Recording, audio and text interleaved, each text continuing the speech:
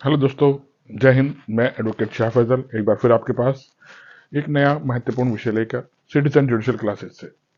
आज मैं आपको बताऊंगा सीबीआई, ईडी और एनआईए, इनमें क्या संबंध है। क्योंकि आजकल ये बहुत एक्टिव हो रही हैं एजेंसीज।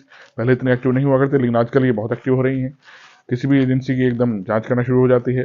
पहले वो सीबीआई में मैटर होता है, फिर वो ईडी में चला जाता है, फिर वो एनआईए में भी आ जाता है। किस तरह से ये सरकारी एजेंसीज काम करती हैं और उसके बारे में आपको बताऊंगा। सबसे पहले मैं आपके लिए आता हूँ CBI, central bureau of investigation. इसका स्टैब्लिशमेंट जो किया गया, Delhi special police establishment act 1946 के द्वारा इसकी स्टैब्लिशमेंट किया गया था। ठीक, दिल्ली पुलिस द्वारा किया गया था। ये स्टैब्लिश की गई थी सिंपल कोई फ्रॉड को देखने के लिए, कोई चीटिंग को देखने के लिए, कोई रिश्वत रिश्वत के मामले होते थे या सरकारी एजेंसी में कोई घोटाला होता था, उसको चेक करने के लिए बनाई गई थी।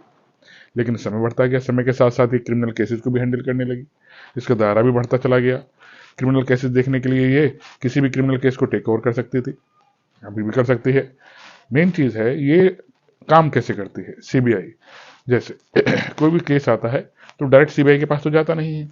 सीबीआई को कोई स्टेट में कोई केस हो जाता है, कोई केस सीबीआई के पास जाना होता है, तो स्टेट गवर्नमेंट रिक्वेस्ट करती है तो सीबीआई से, या सीबीआई को उस स्टेट में इन्वेस्टिगेशन करने के लिए स्टेट से परमिशन चाहिए होती है कि हम इस मैटर में इन्वेस्टिगेशन करना चाहते हैं। तब सीबीआई इस मैटर में इन्वॉल्व होती है। या फिर कोई सेंट्रल का सब्जेक्ट होता है, उसमें कोई ऐसा अपराध हो जाता है, उसकी जांच सीबीआई करती है। जैसे कोई उग्रवादी घटना हो गई है, उसी घटना की जांच सीबीआई कर सकती है।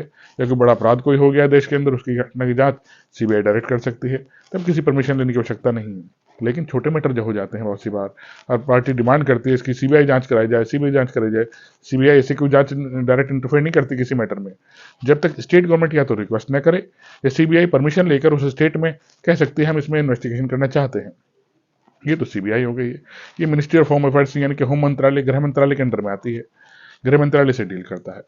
आई थिंक आपको समझ में आ गया होगा। ध्यान एक चीज रखनी है, ये Delhi special police establishment act द्वारा बनाई गई थी 1946 में, तब से आज के चली आ रही है। इसके बाद आती है ईडी, इन्फोर्समेंट डायरेक्टरेट। ये वित्त मंत्रालय के अंडर में आता है, मिनिस्ट्री ऑफ फाइनेंस के अंडर में आता है। अब ये क्या काम करता है?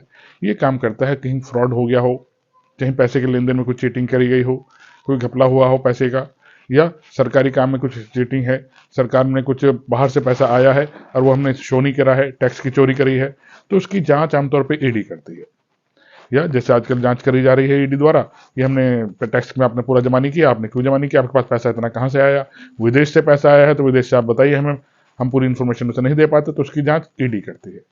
ईडी किसी मैटर में डायरेक्ट नहीं जाती जब तक वो मैटर कहीं और किसी एजेंसी में रजिस्टर्ड नहीं होता। जैसे या तो वो सीबीआई पे पास रजिस्टर्ड हो या किसी थाने में रजिस्टर्ड हो, तब उसको मैटर को वहां से टेक ओवर कर लेती है ईडी। ईडी को किसी की परमिशन की आवश्यकता नहीं होती। जैसे मैं एग्जांपल लेता हूं, अभी फिलहाल मनीष सिसोदिया का मामला चल रहा है, जेल के अंदर है, ठीक है। उनकी जांच सीबीआई ने पहले करी, सीबीआई के बाद वो मैटर एकदम ईडी के पास आ गया, तो सीबीआई ने ईडी से वो मैटर टेक ओवर कर लिया। अब ईडी उसकी जांच करे, इन्होंने कितना घोटाला किया है, कितने पैसे का गबन किया है, उसकी जांच कौन कर रही है? ईडी कर रही है। वो अपनी जांच करके वो अपना दायरा देगी। इसके किसी केस को लेने के लिए से किसी की परमिशन की आवश्यकता नहीं है। अगर वो केस ईडी के पास, सीबीआई के पास चल रहा है, एनआईए के पास चल रहा है, तो वो डायरेक्ट टेक ओवर कर सकती है ईडी।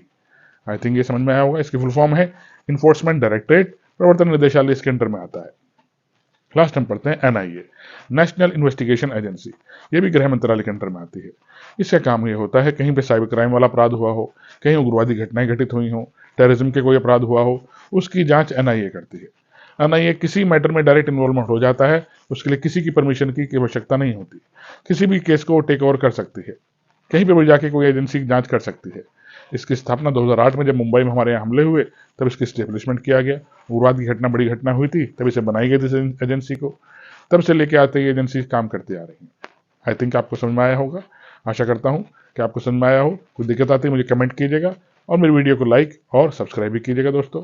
धन्यवाद। जय हिंद।